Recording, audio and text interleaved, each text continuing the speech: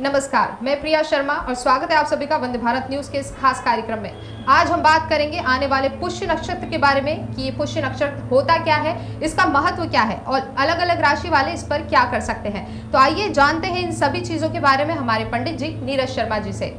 जी बहुत बहुत स्वागत है आपका पंडित जी। हम आपसे ये जानना चाहेंगे कि पुष्य नक्षत्र आखिर होता क्या है। मैं सबसे पहले जानकारी देता हूँ कि पुष्य नक्षत्र जो 27 जो नक्षत्र होते हैं ज्योतिष में, उसमें से एक नक्षत्र है और ये नक्षत्र सबसे पवित्र और शुभ नक्षत्र माना जाता है। अब क्यों माना जाता है? भाई 27 नक्षत्र होते हैं, लेकिन ये नक्षत्र इतना पवित्र क्यों होता है? तो शास्त्रों में ऐसा लिखा है कि भगवान श्री राम का जन्म भी इसी नक्षत्र में हुआ था।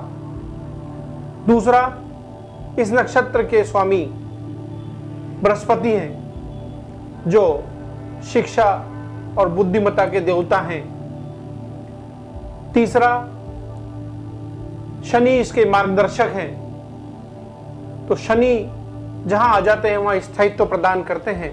इसलिए ये 3 कारण हैं कि इस नक्षत्र को इतना पवित्र माना जाता है।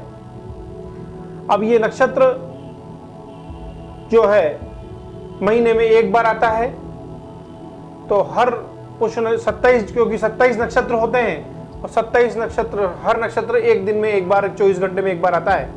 तो 27वें दिन फिर ये नक्षत्र आता है, तो महीने में एक बार ये नक्षत्र जरूर आता है।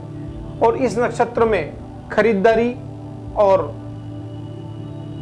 तांत्रिक और ज्योतिष आधार पर जो सिद्धियां की जाती है, तो इसका इंतजार किया जाता है इस नक्षत्र का। तो इसलिए ये नक्षत्र अति महत्वपूर्ण है और पवित्र है। जी पंडित जी, हम आपसे ये भी जानना चाहेंगे कि दीपावली के पहले पड़ने वाला ये नक्षत्र क्यों महत्वपूर्ण होता है। जी साहब, देखिए साहब, दिवाली जो होती है ये माता महालक्ष्मी और भगवान विष्णु की पूजा के लिए मानी जाती है। क्यों? क्योंकि माता महालक्ष्मी विलासिता की देवी हैं और माता महालक्ष्मी भगवान विष्णु के बिना आती नहीं है। इसलिए दोनों की पूजा करना आवश्यक होता है। और ऐसा माना जाता है कि भगवान श्री राम जो भगवान विष्णु के अंशावतार थे, वो इसी दिन अयोध्या वापस लौटे थे। सत्य पर सत्य की जीत करके असत्य के ऊपर वो अयोध्या में लौटे थे। तो इसलिए एक तो ये जो दिन है दीपावली का, ये अति शुभ दिन है। और इसके पहले पड़ने वाला पुष्य नक्षत्र जो है वो इसलिए महत्वपूर्ण है क्योंकि इस समय जो खरीदारी की जाती है वो विलासिता से पूर्ण होनी चाहिए। सबसे शुभ कार्य जो है खरीदारी का, वो पुष्य नक्षत्र में किया जाता है। तो सोने का जो खरीदना है वो अति शुभ माना जाता है। क्यों? क्योंकि सोना एक पवित्र और अक्षय धातु है। इसे खरीदने से पुष्य नक्षत्र में एक तो स्थायित्व प्रदान होता है, क्योंकि शनि पुष्य नक्षत्र के देवता हैं, मार्गदर्शक हैं। इसलिए जिस चीज को इस पुष्य नक्षत्र में खरीदा जाता है वो स्थायित्व प्रदान करती है, स्थायी रहती है।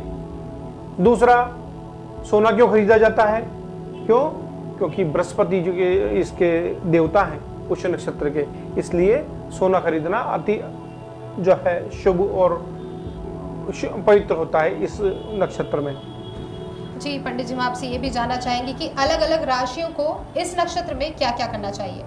हाँ, देखिए साहब कि अलग अलग जो 12 राशियां होती हैं ज्योतिष के आधार पर, तो ये नक्षत्र हर राशि के हिसाब से, हर दृष्टिकोण से अलग अलग महत्व रखता है।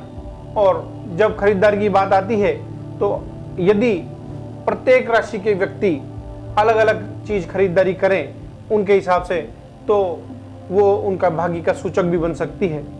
क्योंकि ये साल में एक ही बार ये नक्षत्र आता है, दीपावली का दिन भी साल में एक ही बार आता है।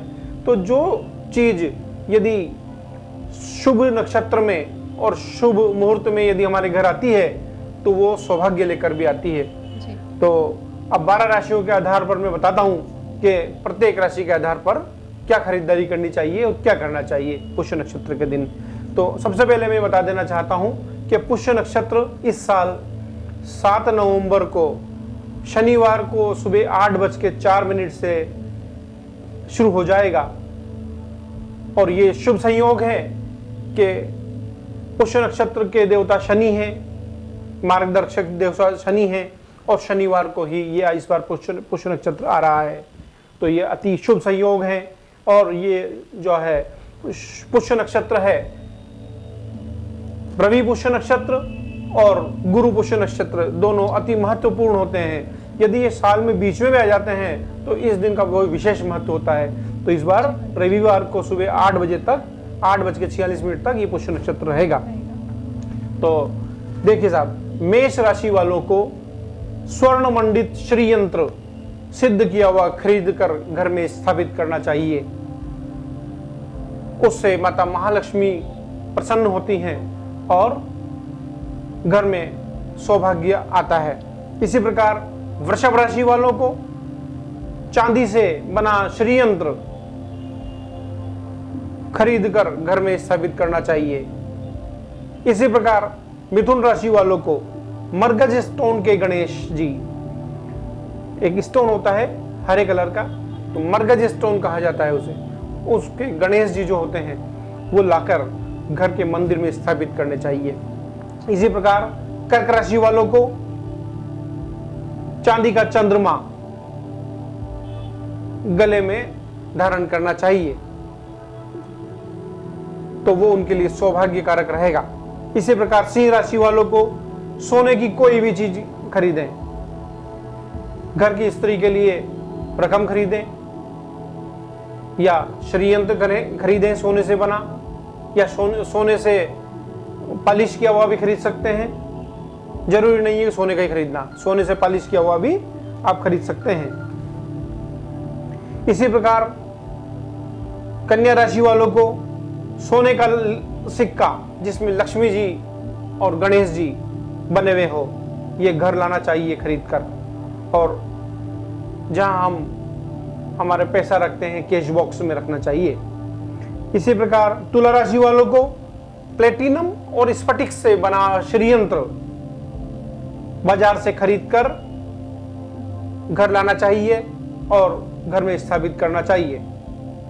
इसी प्रकार वृश्चिक राशि वालों को सोने की रकम जरूर खरीदें, अपने घर की स्त्री के लिए या खुद के लिए सोने की रकम खरीदना अति महत्वपूर्ण होगा और उससे घर में सौभाग्य आएगा। अगला है धनु राशि। धनु राशि में क्योंकि इस राशि के स्वामी स्वयं बृहस्पति होते हैं, तो पीतल से बना लोटा जिसमें चावल भरें और पूजा स्थल में उसको रखें, तो ये कार्य हमारे धनु राशि वाले जो भी जातक हैं उनके लिए सौभाग्यशाली सूचक रहेगा। अब मकर राशि वालों के लिए वाहन खरीदने का जो है बहुत अच्छा शुभ अवसर है। वाहन खरीदेंगे तो वो वाहन स्थायित्व प्रदान करेगा और घर में सौभाग्य लाएगा।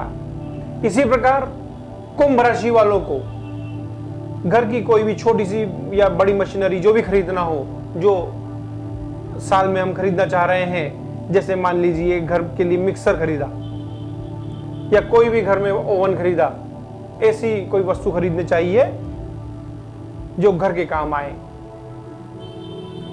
इसी प्रकार मीन राशि वालों के लिए, तो मीन राशि वालों को एक सोने का सिक्का या सोने से पॉलिश किया हुआ सिक्का घर लाना चाहिए जिस पर गणेश और लक्ष्मी का चित्र हो, वो लाकर हमारे जो कैश बॉक्स है उसमें रखें। अब जो मैंने सारी चीजें 12 राशियों के लिए बताई साहब आपको, अब 12 राशियों के लिए जो बताई है उन सभी वस्तुओं को श्री सूक्त का पाठ सुनाना आवश्यक है। श्री सूक्त का पाठ सुनाने से लक्ष्मी की जो वृद्धि होती है घर में। तो ये 12 राशियों का फल मैंने बताया जी। बहुत बहुत धन्यवाद पंडित जी आपका हमारे साथ ये सारी जानकारियां साझा करने के लिए। ये थे हमारे साथ पंडित नीरज शर्मा जी, जिन्हें हम पाटन वाले गुरु जी के नाम से भी जानते हैं। बहुत बहुत धन्यवाद पंडित जी आपका। धन्यवाद।